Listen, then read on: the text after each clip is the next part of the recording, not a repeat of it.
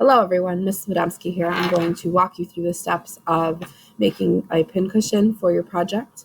So I have a couple of examples here that I showed you in class. We want to ultimately make a pincushion for you to take home, but you will use it for the pre-K page project that you're going to work on. Okay, so the pincushion is what holds your pins in place while you're working, or holds your needle so you don't lose or misplace them. You're going to use both the overcast and the running stitch, which you should have learned from the other video, but I will review that here for you. I'm going to walk you through the steps of making the pincushion so that you can do it in class. Okay, so you're going to, the materials that you need for this are the fabric of your choice. You are only going to need one piece of fabric. We're going to fold it over to create the pincushion. You're going to need a pencil and a tape measure, some kind of straight edge or a ruler. You're going to need a threaded needle, so you need to make sure that you know how to thread the needle so you can use that for the project. You're going to need the rest of the spool of thread because you're going to require a lot of thread to make the pincushion. You're going to need a pair of shears or a pair of scissors as well. There's going to be the need for the stuffing and a piece of cardboard, thin piece of cardboard to use for the insert. You will use pins for this to hold the fabric together so that you can sew. And that's all of your materials that you're going to need. So you're going to make sure that you have all of your stuff ready before you actually begin. Okay, first step is that you're going to gather your materials, and once you have that ready, you're going to make sure that you do all of your marking on what we call the ugly side of the fabric. So this side is the side that we don't want to see. That's where we're going to do any kind of marking or write with pencil. We have the nice side of our fabric, which is what we want to see when we have the finished pincushion. So you want to have this be very nice. We wouldn't put any markings on this side, okay? So we're going to start with our ugly side facing up.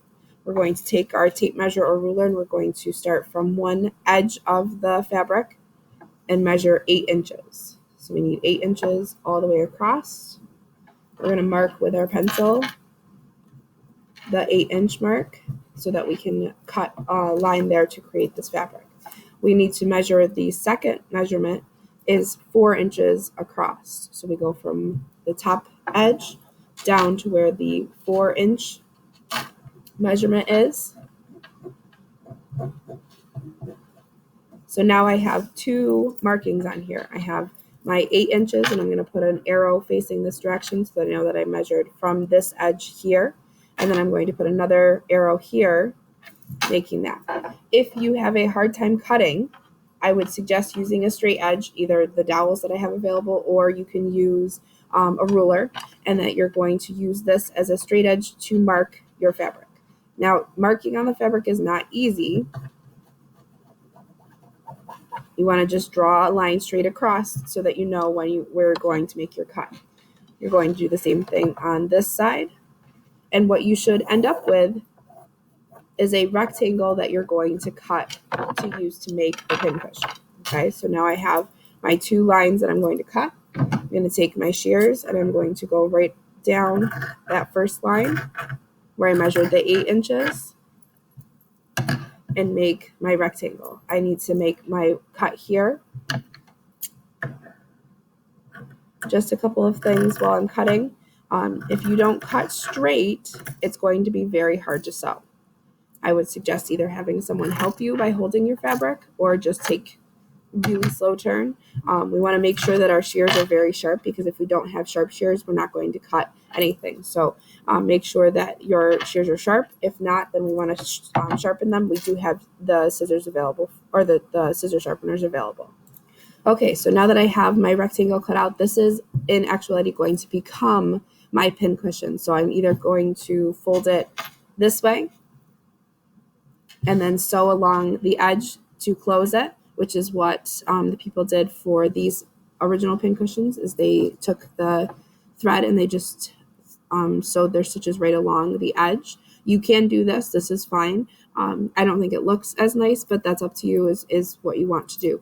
You have to do 2 kinds of stitches. You have to have your overcast, which is this one that you see here, and you also have to have the running stitch, which is on this side, or not, I'm sorry, not on either of these, which I'll show you in a second what that looks like.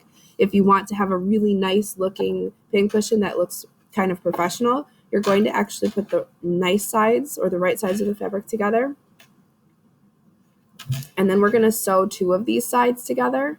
Before we sew the third side, we're going to flip it inside or right side out so that we see that nice edge. Okay, so I'm going to start doing that.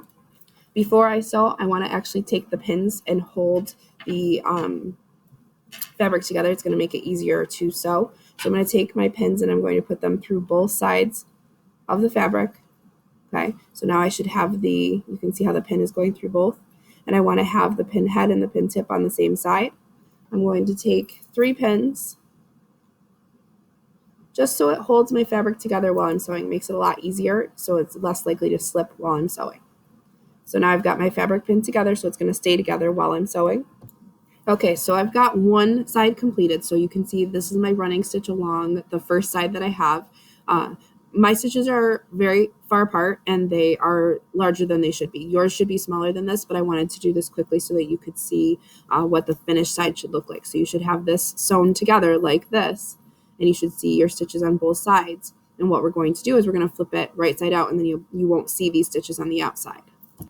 Okay, so I've got that second side sewn with my running stitch. I'm ending my stitch here. A couple of things. You should definitely be rethreading your needle. Like you shouldn't be using one needle's length to try to get this entire thing sewn.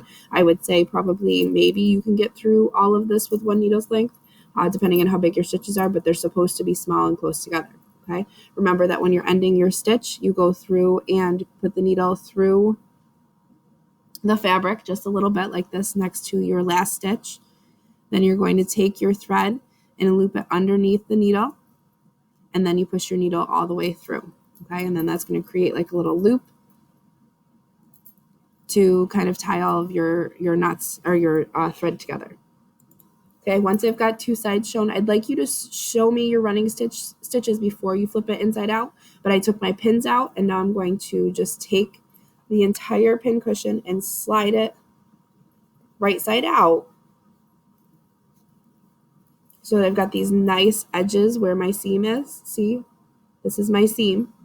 You can't see my stitches, which is the goal, and you just see this nice edge for the corners of the pin cushion.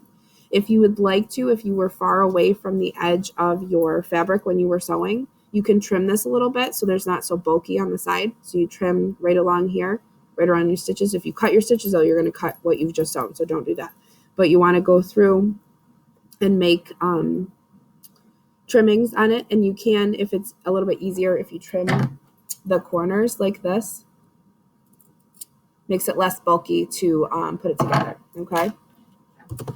Okay, so now that we have our little pocket, we're going to put the piece of cardboard in. We're going to make sure that it's the correct size. You don't want it to be too big so it doesn't fit, but you also don't want it to be too small because then it doesn't block the pins from going through.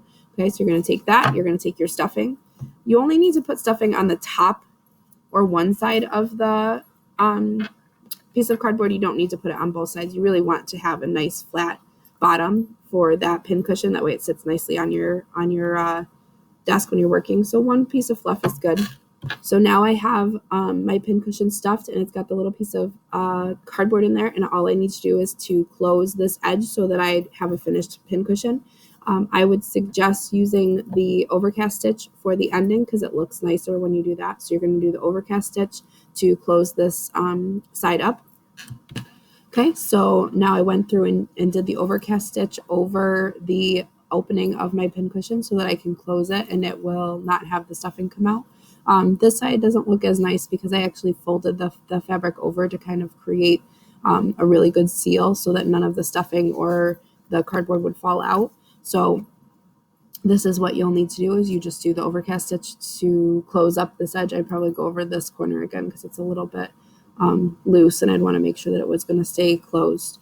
And then once you have that done, you've got a nice pin cushion / needle holder for the project. And you also get to take this home. For an added piece, if you wanted to, you could actually embroider your name on the one side of your fabric, and I can show you how to do that at a different time so that you could have your name on here. All right, thank you. I hope you have a good time making your pin cushion.